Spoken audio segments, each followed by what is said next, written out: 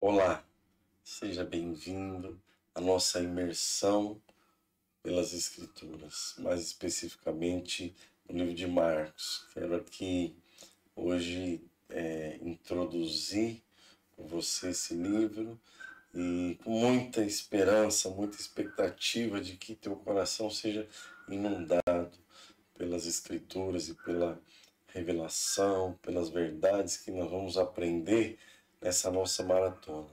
Mas antes da gente entrar mais especificamente nessa introdução, que é o nosso tema de hoje, eu quero falar aqui um pouquinho com você sobre o motivo pelo qual a gente tem desejado mergulhar nas Escrituras. Jesus, ele disse que nos últimos dias, Mateus 24, ali naquele sermão profético, Jesus vai dizer que nos últimos dias o amor de quase todos esfriaria. Então, ele não disse que é o amor de alguns, ele não disse que é o amor de muitos, mas é o amor de quase todos se esfriando. Então, é um dado, assim, ao meu ver, muito alarmante e a gente precisa buscar compreender qual é a causa desse esfriamento do amor. Poderia falar de algumas, não creio que seja algo isolado, mas uma das causas eu tenho certeza que tem a ver com a superficialidade no relacionamento com as Escrituras. Porque quando a gente vai para a palavra, a gente vê que a palavra, ela nos faz viver. O próprio Jesus disse, olha, nem só de pão o homem viverá, mas de toda palavra que sai da boca de Deus, né? E quando Jesus fala isso, ele não está falando só do alimento, ele está falando de todo um contexto até econômico, né? Então a gente vê hoje muitas pessoas preocupadas, né, com questões econômicas, mas antes disso, o que vai nos trazer vida é a palavra, né?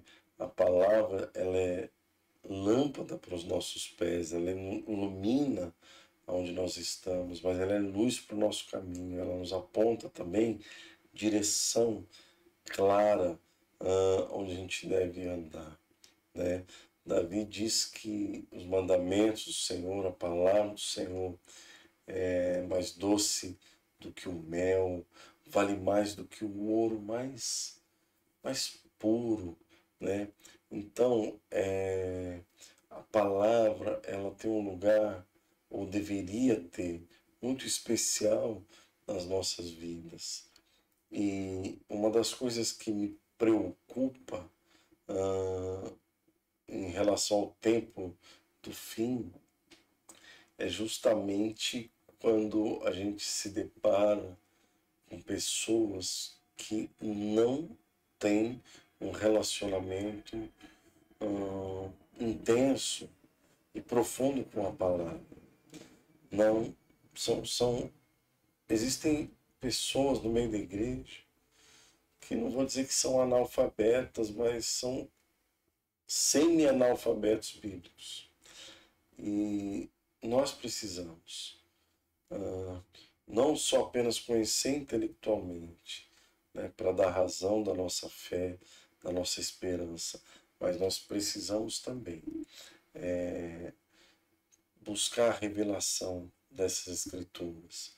E essa revelação a gente vai ter à medida que a gente mergulha na palavra, à medida que a gente mergulha nas verdades, nos princípios, em tudo aquilo que está escrito, né? Então, o meu anseio é que essa palavra ela venha crescer no nosso coração, sabe? Ela se expanda dentro de você, dentro de mim, que a palavra ela possa prevalecer nas nossas vidas, acima dos nossos sentimentos, acima das circunstâncias, né? Acima das situações, acima dos nossos medos, acima de tudo que acontece à nossa volta. A palavra ela prevaleça. e que essa palavra esteja enraizada, né? E que nada nos faça negociar a palavra na nossa vida, né? E que ela possa também frutificar em nós e através de nós. Esse é o meu coração em relação ao motivo para que a gente mergulhe, né? E você e eu temos aqui a oportunidade de cavar mais profundo, de mergulhar mais profundo. A gente tem uma quantidade assim de pessoas que quando elas decidem ou estabelecem um alvo na vida delas, essas pessoas elas dão a vida por alcançar esse alvo, né? Eu vejo isso muito nos esportes, aquelas pessoas que se propõem a escalar montanhas altas, a montanha mais alta, e a pessoa treina, ela tenta, ela vai até o fim. Aquelas pessoas que descobrem que em determinado local existe ali possibilidade de ter ouro ou pedras preciosas, coisas de valor, e eles empenham a sua vida para cavar, cavar até encontrar ali, com a esperança de que elas vão encontrar, né? Elas têm uma convicção e por isso elas investem dinheiro, a vida, por conta disso. E tudo isso são riquezas passageiras, são coisas que passam, mas nós temos diante de nós um tesouro de valor eterno. Nós temos diante de nós uma riqueza inestimável, que é a palavra. E é muito importante eu lembrar você de que quanto mais você se aprofunda na palavra, você busca conhecer a palavra, mais você se aprofunda em Cristo, porque Cristo e a palavra são um, né? Diz a Bíblia que o Verbo se fez carne e habitou entre nós, cheio de graça e verdade, ou seja, a palavra virou gente e habitou entre nós, né? Cheio de graça e verdade. Então, é nesse relacionamento com a palavra que nós vamos encontrar essa graça, a verdade, para nos capacitar para que a gente atenda pelas demandas que a nova vida em Cristo nos apresenta, né? Que certamente, debaixo do poder do Espírito e da revelação da palavra, a gente vai conseguir atender por essa palavra. Então eu quero animar você aqui a realmente se empenhar ao máximo, né? Quero aqui te animar, orientar você a pegar a tua Bíblia, tenha uma Bíblia pelo menos física, né? Para você folhear, para você grifar, para você fazer ali também algum apontamento que você ache pertinente, né? Nós elaboramos um roteiro muito simples, muito básico para te ajudar nessa imersão de estudo, e eu quero aqui te dar algumas orientações antes. Primeiro, né? Leia com oração. Nós vamos estudar um capítulo por dia, apenas um, né? Ou melhor, por semana, desculpa. Um capítulo por semana nós vamos estudar, não mais do que isso. E nessa uma semana você vai ler com oração, você vai ler várias vezes, você vai ler, vai reler, vai grifar, vai anotar, né? Procura lá um caderninho com a tua caneta, o teu lápis, né? Leia diariamente o mesmo capítulo várias vezes. Eu recomendo que você leia mais de uma versão. Você vai ter a tua versão física lá, mas você pode ler outras, você baixa no teu celular, né? Tem a revista atualizada, tem duas versões que são muito boas, a NVT, nova versão transformadora, e Almeida, século XXI, que são versões bem legais, um pouco mais contextualizadas. A nova tradução da linguagem de hoje, né? Ela tem alguns problemas assim, né, na tradução, mas ela tem uma linguagem bem fácil, né? Tem uma outra que ela não é uma tradução, mas é uma paráfrase da Bíblia, que é a mensagem. Ela também pode te ajudar, a NVI, né? Então, eu estou te dando aqui algumas opções de traduções para que você leia várias e você vai ver que isso vai vai se completando e vai ajudar você na tua compreensão. Depois de você ler várias vezes, né? Depois de você meditar, o que você vai fazer? Você vai colocar o teu título para esse capítulo. Qual é o nome que você daria para esse capítulo depois de ler, reler, né? Ah, para mim esse capítulo devia chamar tal. Aí você vai colocar o seu título, né? Você vai anotar também lugares, regiões, né? E vai deixar anotadinho ali. Você vai anotar também pessoas, ou grupo de pessoas. Às vezes tem uma pessoa que aparece mais de uma vez ali no capítulo, anota, né? Aquela pessoa tem, ou o que ela faz, ou o que ela fala, pode ter alguma relevância ali naquele momento, né? E fique atento, porque essa pessoa, ela pode trazer para a tua vida algum ensino. Se você aprendeu alguma lição com aquela pessoa, você anota também, né? O que você aprendeu. Anota fatos importantes que você acha marcantes, falar esse fato aqui é interessante, então eu vou anotar, né? Uma coisa interessante também de você fazer é anotar palavras que se repetem, porque às vezes num capítulo você vê a mesma palavra se repetindo algumas vezes. Isso implica que Deus ele quer trazer alguma ênfase naquela palavra, né? Então anota também se essa palavra se repete, quantas vezes essa palavra se repete. Depois, né, de você ter lido, relido, você não precisa fazer isso tudo de uma vez, vai fazendo aos poucos, né? Um outro ponto muito interessante é você localizar, né, anotar um versículo chave ou o versículo que mais te chamou a atenção, né? Puxa, eu achei esse versículo aqui tão forte, mexeu comigo, né? Ou você acha que aquele versículo é um versículo chave no capítulo, então anota também, né? Anota lá um versículo tal, para mim é um versículo chave nesse capítulo. Um outro ponto, anota aquilo que a gente ensina, verdades e mandamentos, né? As verdades são fatos, né? Ou verdades mesmo, que vão nos impregnar de fé.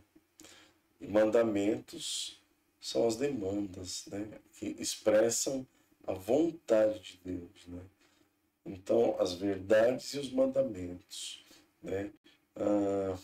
As verdades, elas são como a locomotiva de um trem, né? Cada verdade que você ouve, ela vai te enchendo de fé. Para quê? Para puxar os vagões que são os mandamentos. Então, vou dar um exemplo aqui que a Bíblia fala, né? Honra teu pai e tua mãe para que se prolongue os seus dias na terra.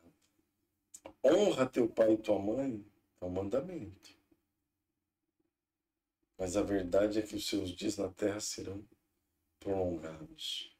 Ide Portanto, ide e fazei discípulos de todas as nações, batizando em nome do Pai, do Filho e do Espírito Santo, ensinando a guardar, né, a obedecer todas as coisas que eu vos tenho ordenado. E eis que estou convosco todos os dias até a consumação do século. Eis que estou convosco todos os dias até a consumação do século é o quê? Verdade. E de fazer discípulo, ensinando, né, batizando, ensinando. Mandamento. Então você vai procurar nos capítulos mandamentos, verdades. Às vezes não tem, às vezes tem mandamentos, às vezes tem verdades, mas fica com o teu olhar atento a isso, né? E por fim você deve procurar lições que esse capítulo te ensinou. O que eu aprendi com esse capítulo, né? Então tenha assim esse roteiro junto com você quando você for ler e estudar, você vai ver que riqueza. Ao final dessa nossa maratona, dessa jornada, você vai ver que a gente vai ter enriquecido, né, o nosso relacionamento com Deus, né? Porque a palavra, além de tudo que eu já falei, ela também é apta para nos ler. Então, quanto mais você lê a Bíblia, quanto mais você se aprofunda nas Escrituras, mais essa palavra também vai te ler. Ela vai revelar você a você mesmo. Ela vai revelar você quem você é, né? Ela vai revelar você teus motivos, tuas intenções. E isso vai transformar teu coração. Em nome de Jesus. Um outro ponto que é importante a gente falar é que toda escritura, toda palavra, ela é divinamente inspirada. Paulo diz isso lá em Timóteo, que toda escritura, ela é divinamente inspirada, né? Ela é apta para repreender, para corrigir, para ensinar, né? Nos transforma, nos aponta o caminho. Então, toda a escritura é divinamente inspirada, ou seja, ela foi inspirada por Deus. Aqueles que escreveram, eles não escreveram baseado na sua opinião ou apenas nas suas informações, mas na inspiração do Espírito de Deus, né? Trazendo a revelação do próprio coração de Deus através da palavra. E quando a gente olha, por exemplo, os evangelhos, seja Mateus, seja Marcos, seja Lucas, seja João, o que a gente vai perceber?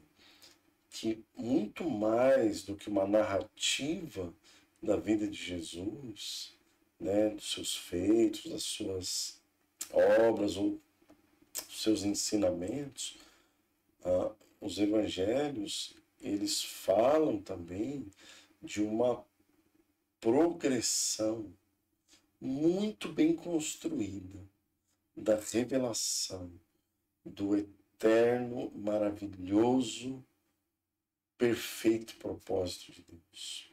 A gente vai ver isso de maneira muito clara, né? Que mais do que apenas narrativas, né, informações, trata da revelação da pessoa de Cristo como nosso Senhor, como nosso Deus.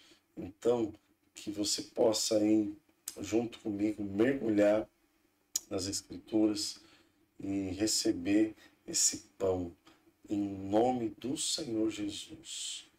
Amém? Então eu quero aqui já começar aqui, dar início a esse nosso tempo em relação ao livro de Marcos. Então, vou introduzir aqui com você. Muito bem. É importante a gente saber aqui quem é esse Marcos. Quem é o autor do Evangelho segundo Marcos, né? Na verdade, Marcos também é conhecido por João Marcos, né? E João Marcos, ou Marcos, como você, do jeito que você preferir, ele era filho de uma mulher, o nome dela era Maria, e a casa dessa mulher, ela se tornou um local onde a igreja, naquele comecinho, ela se reunia em Jerusalém, né? A, a casa de Marcos, ela se tornou onde a igreja ela se juntava, ela hospedou a igreja, né? Parece que a família dele era uma família de uma classe um pouquinho mais privilegiada, uma classe média, então eles tinham condições de hospedar a igreja, de ajuntar a igreja na sua casa. A gente vai ver isso logo no primeiro capítulo de Atos, né? Ali quando eles estavam reunidos ali naquele cenáculo, muito possivelmente era a casa de Marcos, né? Que a mãe dele havia cedido, né? E eu quero ler aqui com você também um outro versículo só para fortalecer isso, que está lá em Atos 12:12, que diz também o seguinte: considerando ele sua situação, resolveu ir à casa de Maria, mãe de João, cognominado Marcos, onde muitas pessoas estavam congregadas e oravam, né? Então, a gente vê aqui que Marcos, ele logo no início da igreja, ele já estava ali participando, né? Muito provavelmente, meus irmãos, Marcos se converteu através do ministério de Pedro, né? A gente vai ver isso aqui já um pouquinho mais para frente, né? Pode ser que tenha sido Pedro que tenha anunciado, proclamado o evangelho a Marcos, e ele foi alcançado através da vida de Pedro. E também uma outra pessoa que teve uma grande influência na vida de Marcos foi Barnabé, aquele irmão que era extremamente generoso, né? Que vendeu ali suas propriedades né, o que tinha e ofertou à igreja, né, com um coração tão liberal que a gente pode perceber ali no relato. Então, parece que Barnabé foi o discipulador de Marcos, foi um cara que puxou Marcos para perto. Era uma característica de Barnabé. Ele fez isso com Paulo, Saulo ainda, né? E fez isso também com Marcos, né? Inclusive, a gente vai ver que na primeira viagem que Saulo e Barnabé fizeram, eles levaram quem com eles? João Marcos, né? Levaram ele como um auxiliar. E aí tem um fato interessante aí, que nessa viagem, justamente no meio dessa viagem, Marcos abandona eles, desiste e volta, né? Há quem diga, né? Tem comentaristas que vão dizer que muito possivelmente o fato da classe social de Marcos ter alguns privilégios, quando ele se depara com as dificuldades que aquela viagem estava impondo a eles, né? Com as intempéries, as dificuldades, os problemas, as lutas que Barnabé e Saulo já enfrentavam. Havia ali possivelmente doenças que tinham um certo contágio, né? E mais outras situações delicadas que possivelmente, né, tenha feito com que Marcos tenha abandonado esses amados nessa primeira viagem, né? Obviamente, depois a gente vê que ele, se for isso mesmo, ele amadurece. O próprio Paulo lá na frente vai vai anunciar, né? Vai falar do valor que Marcos tinha, né? Inclusive pede a visita dele nos seus últimos dias de vida, que a gente vai ver aqui que Marcos esteve presente tanto com Paulo quanto com Pedro nos últimos dias desses dois irmãos, né? Então,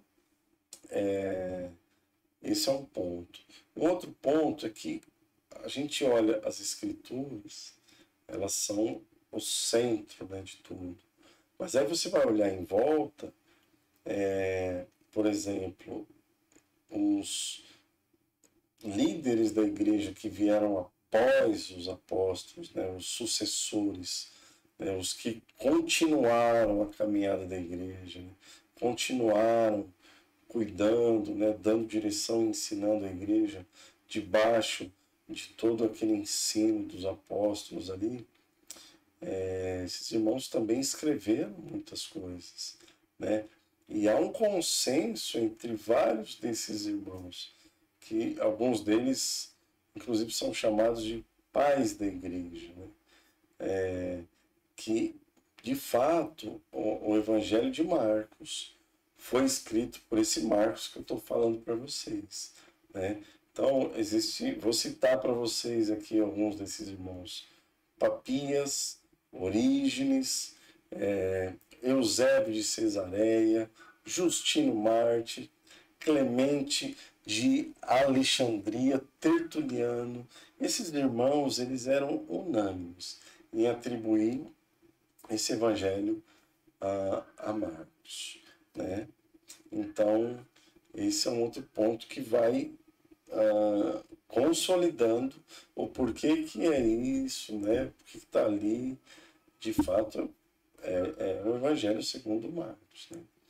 Há também um testemunho unânime da igreja ali no primeiro momento, na igreja primitiva, de que, de fato, como eu já falei, né, Marcos recebeu o Evangelho de Pedro, que era uma testemunha ocular e um discípulo bem próximo de Jesus, né?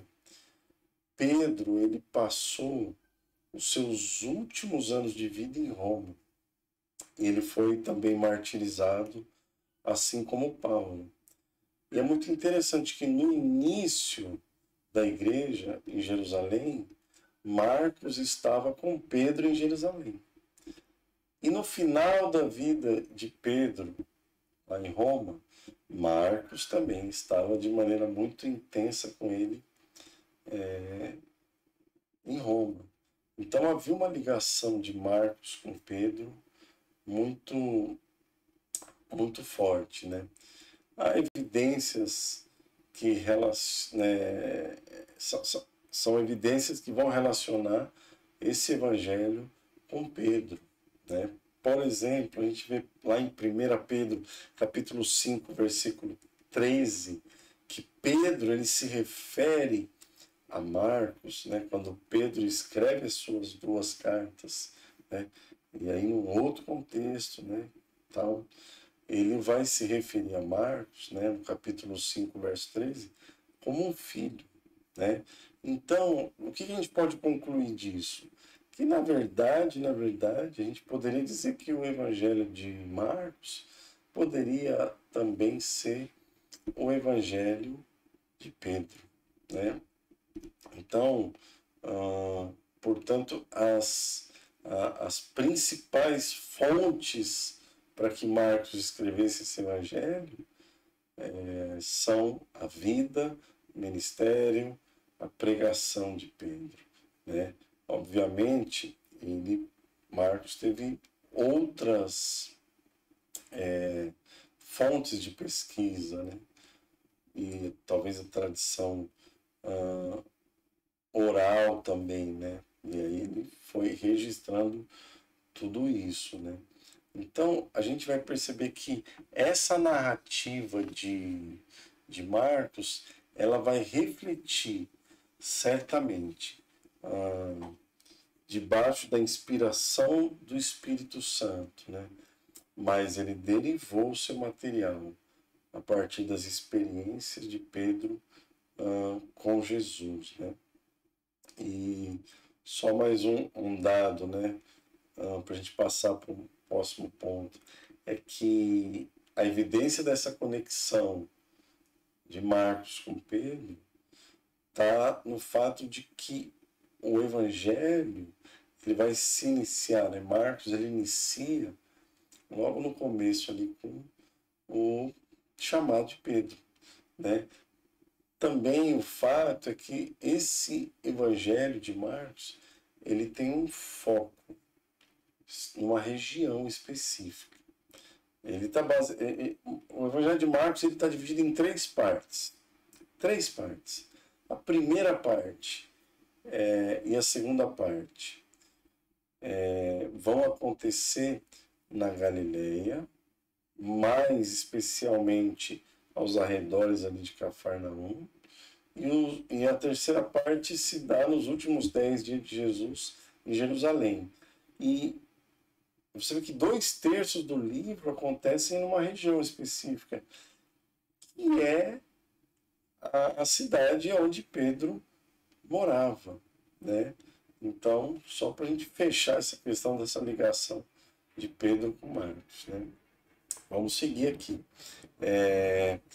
O Evangelho de Marcos, a gente vai perceber, conforme você for lendo, você percebe que esse coração de Marcos já tinha ali um cuidado pastoral com os seus leitores, com aqueles que iriam ler, né, essa narrativa dele.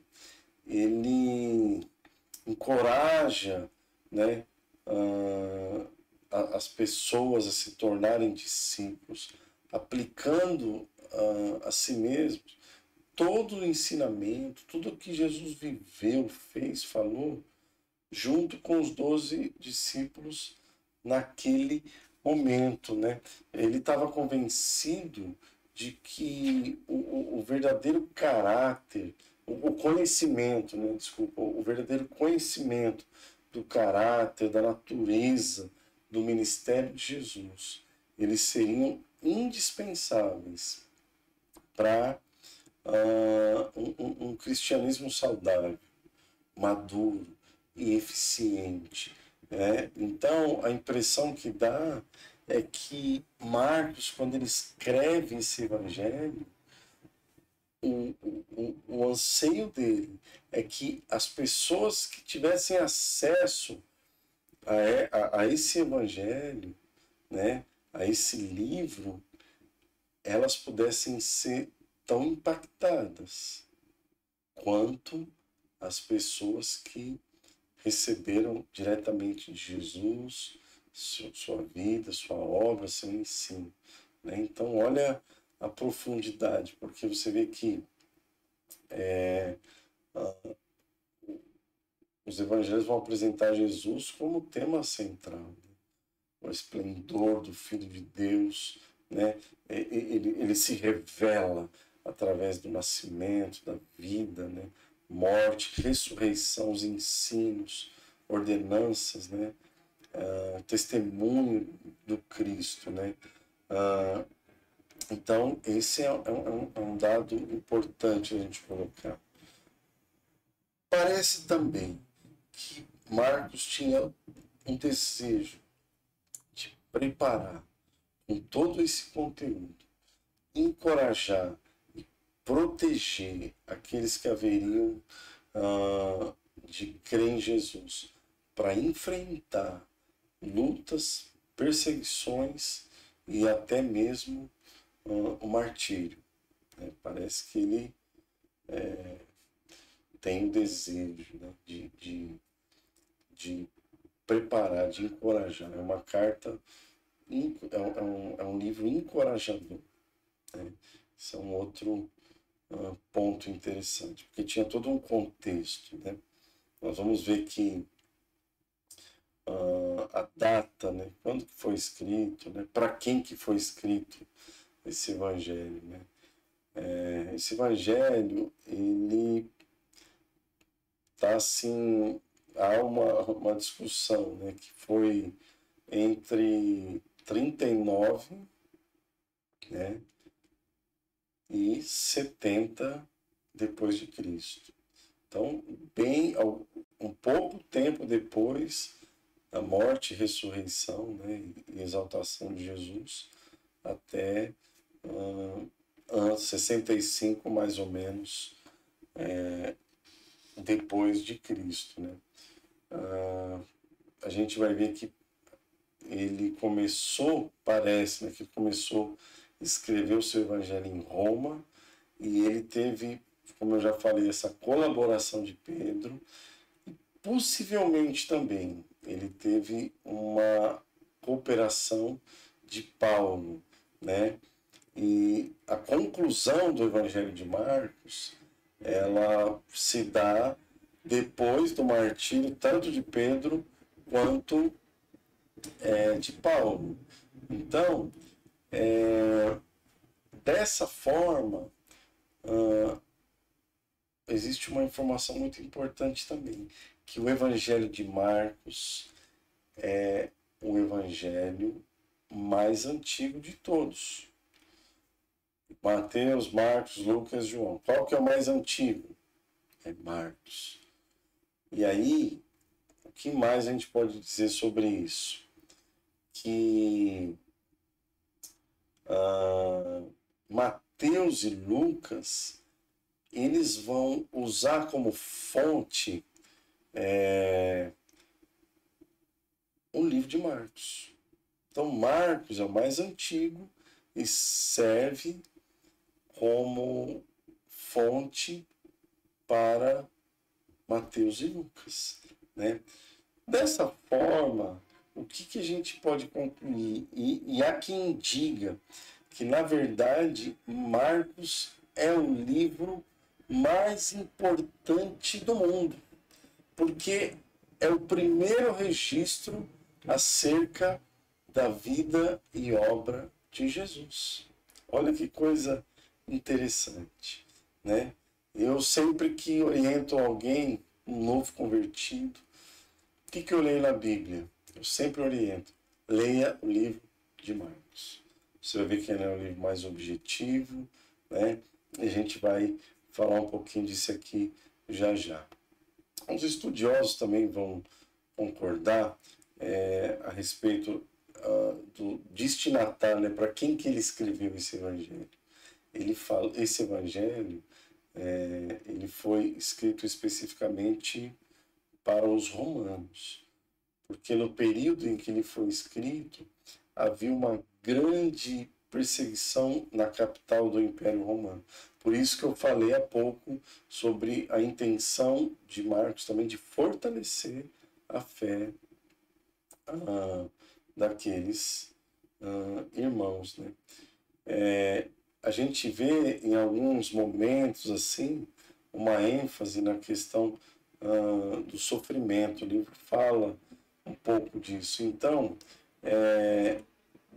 esses destinatários, eles eram uma comunidade que necessitava ser lembrada de que Deus não iria abandoná-los, iria ouvir suas orações, trabalharia, né, por meio do seu testemunho e fé, mesmo em meio a sofrimento, lutas e perseguições.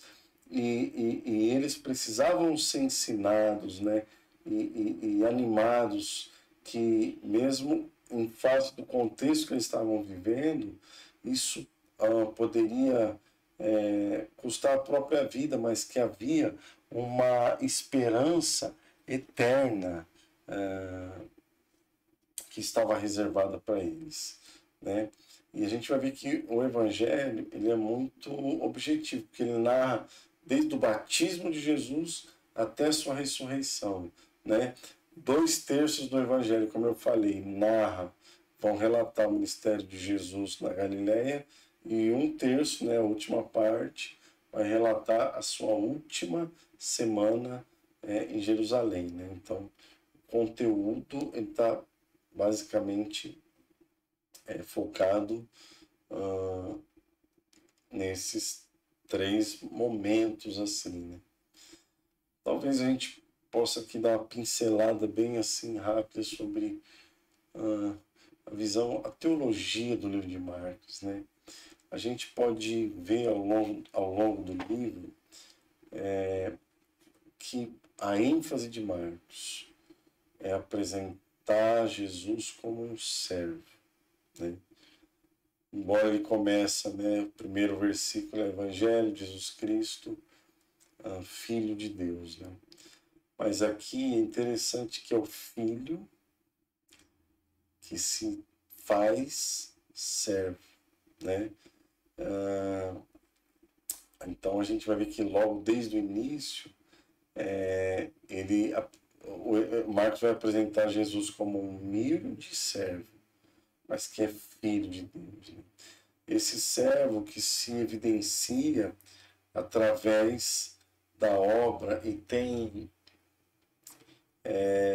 nesse evangelho a gente vai ver que Jesus ele é apresentado de uma maneira que a ênfase está na sua ação, está na sua ação, né?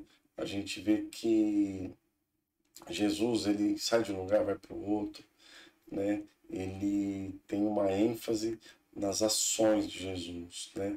E Jesus viaja de um lugar para o outro, ali naquela região, naquele contexto, mas ele quer ir às aldeias, ele quer ir a outros lugares, né? E ele supre necessidades de diversas pessoas em diversos contextos, né?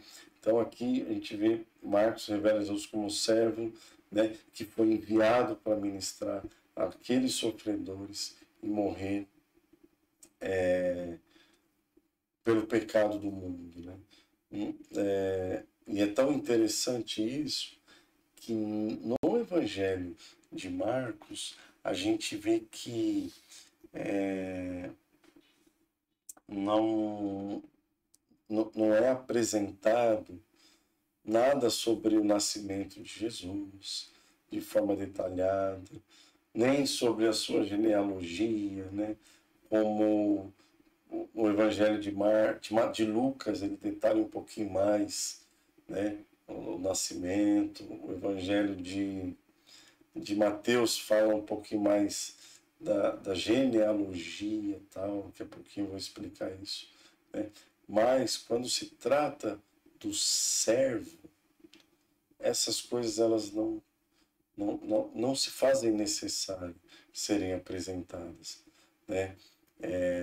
Inclusive a gente vê que alguns comentaristas vão apontar o texto central do capítulo, o capítulo 10, verso 45, que diz assim que, pois o próprio Filho do Homem, não veio para ser servido, mas para servir e dar a sua vida em resgate por muitos, né? Então, assim, vários comentaristas vão dizer que esse é o versículo central do livro, que apresenta esse servo que tem o alvo de resgatar, né, os homens, né?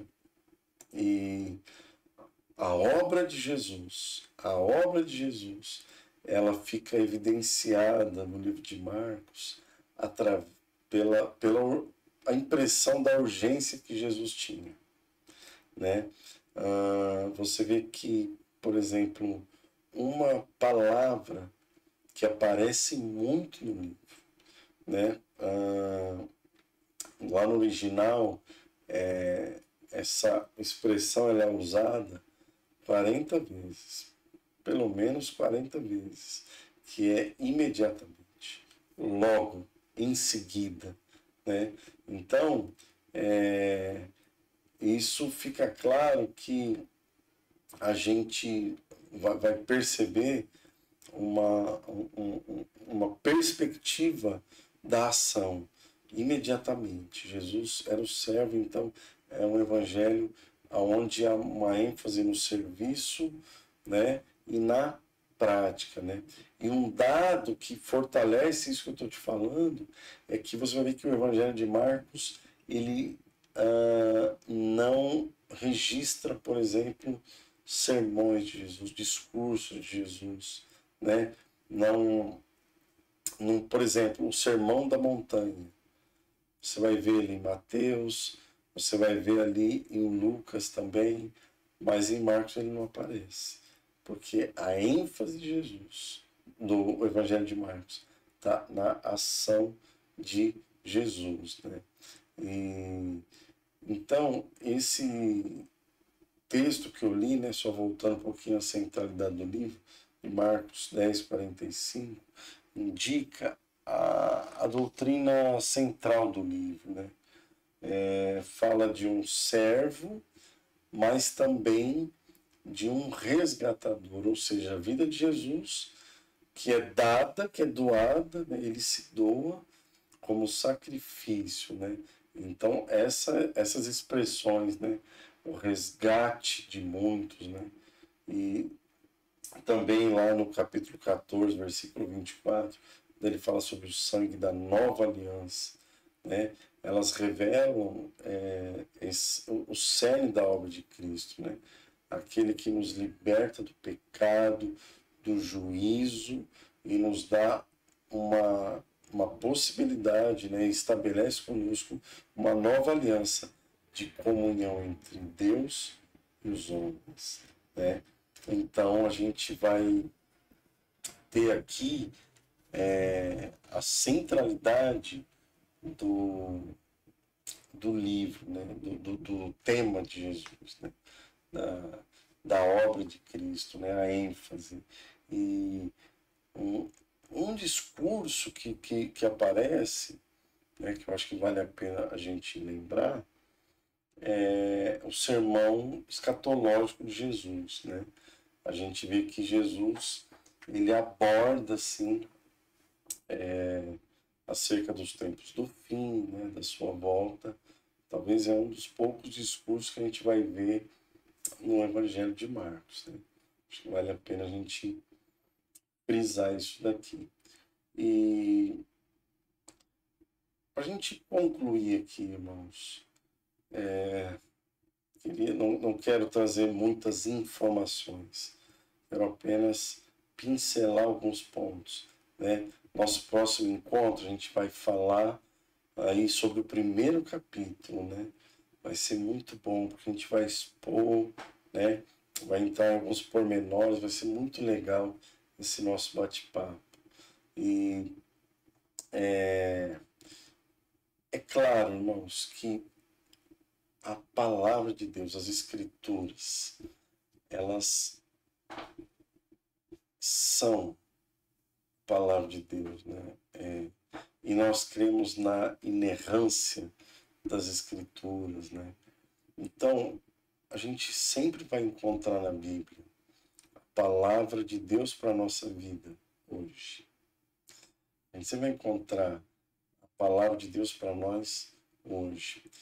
E uma coisa que eu creio que a expectativa de Deus é que quando a gente se depara com a vida, com a obra de Jesus e essa progressão que eu falei lá no início, dos acontecimentos, né, que parece que vai crescendo, vai ampliando, eu penso que o coração de Deus é que tudo aquilo que produziu impacto naquelas pessoas nesse contexto, naqueles primeiros ouvintes de Jesus, venha produzir também impacto na nossa geração, nos nossos dias, né? Os evangelhos eles vão ter ali declarações, né, de Jesus com o propósito de que outras gerações futuras elas também recebam a aplicação de tudo aquilo. Então, a palavra, ela viva, foi, é e sempre será. Todas as coisas passarão, mas a palavra, ela permanece. Então, eu creio que nós precisamos dar esse valor à palavra, né? E creio também que uma compreensão um pouquinho mais aclarada daquilo que aconteceu, né, do porquê que Jesus falou aquilo, né, qual era o contexto ali, o que está acontecendo, pode nos ajudar também a discernir o que Jesus está querendo falar hoje. Certamente isso coopera conosco, né? E eu quero aqui encerrar apenas fazendo aqui uma... Como a gente não vai falar de Mateus, nem de Lucas, nem de João, mas vamos falar de Marcos, eu quero só concluir esse primeiro momento introdutório falando sobre pequenas diferenças e alvos específicos dos evangelhos, né? Então, Mateus, por exemplo. Mateus, ele escreve principalmente para os judeus.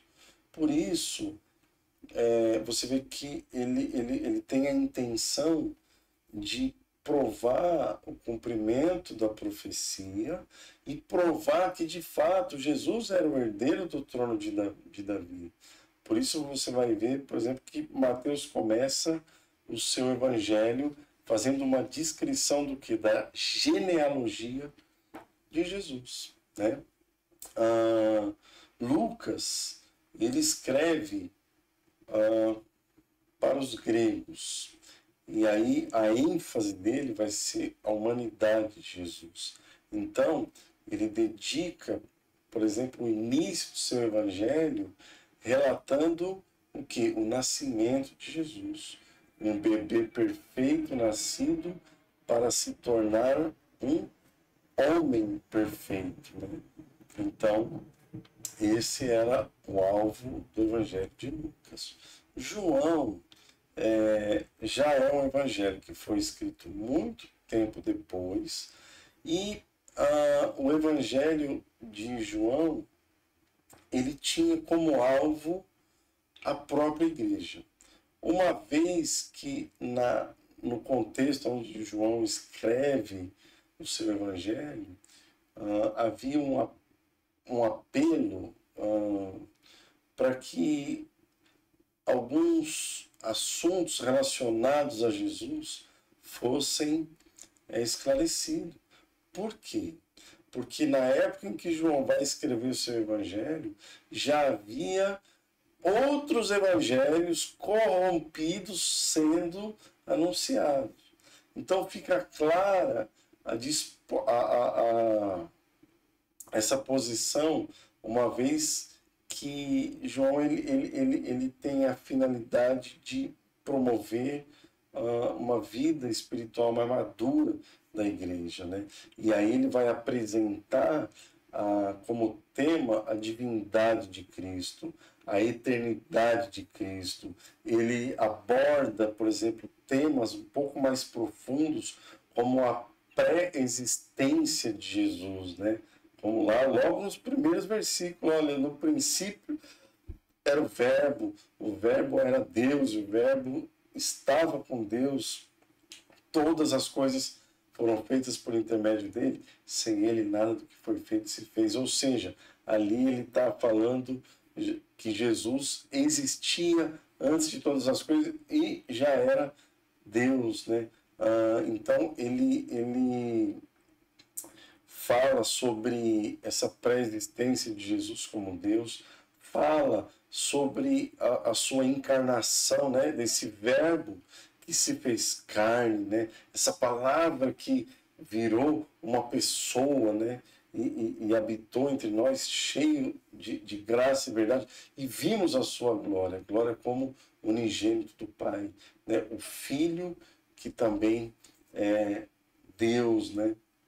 Então, a gente vê no livro de João uma ênfase nesses aspectos também. Ele aborda muito a questão da relação profunda de Jesus com o Pai. Você vê quantas vezes em João Jesus fala, olha, porque o filho só faz o que vê o Pai fazer. Porque o Pai está sempre comigo, porque eu faço sempre aquilo que lhe agrada. Então havia uma relação muito próxima, revelada no Evangelho de Jesus. E um outro ponto mais, assim, claro, no Evangelho de João, é a obra do Espírito Santo, né? Uma vez que ele presume que os outros evangelhos, né, que já tinham sido escritos antes, os irmãos já estavam familiarizados com aquelas informações.